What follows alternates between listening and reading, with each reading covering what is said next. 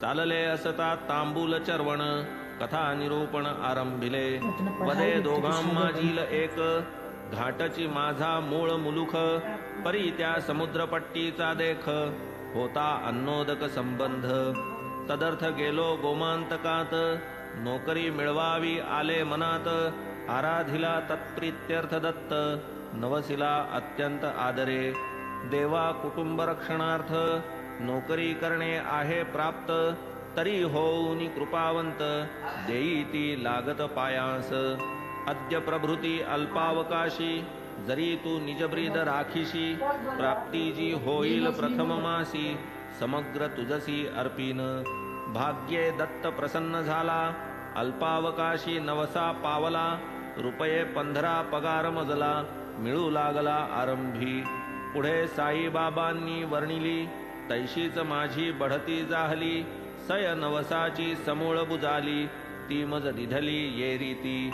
कोणास वाटेल घेतली दक्षिणा नव्हे ती फेडिले ऋणा दिधले येणे मिशे मज स्मरण अत्यंत पुराण्या नवसाचे तात्पर्य साई द्रव्य न याचित निज भक्तांसही याचून देत अर्थ हा नित्य अनर्थ मानित भक्तान पाडित तन्मोही म्हाळसापती सारिखा भक्त सदा साईपदी अनुरक्त जरी संकटे चालवी चरितार्थ तयान लव अर्थ जोडू दे स्वये साई लोका अनेकदा दक्षिणामिषे आलेली संपदा वाटी परी कपर्दिक कदा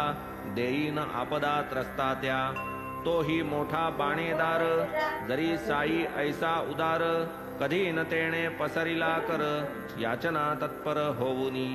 सांपत्तिक स्थिती निकृष्ट परी वैराग्य अति उत्कृष्ट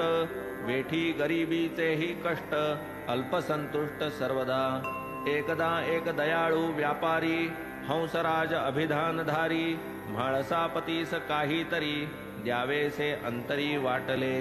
पाहुनी गरिबीचा संसार करावा शक्यतो उपकार लावावा काही हातभार सहज सुविचार हा स्फुरला ऐसी जरी तयाची अवस्था इतर कोणीही देऊ जाता तेही नावडे साईनाथा द्रव्यी उदासता आवडे मग तो व्यापारी काय करी द्रवूनी त्या भक्तार्थ अंतरी दोघेही समक्ष असता दरबारी द्रव्य सारीत त्या करी होऊन या अतिविनीत म्हाळसापती करीते परत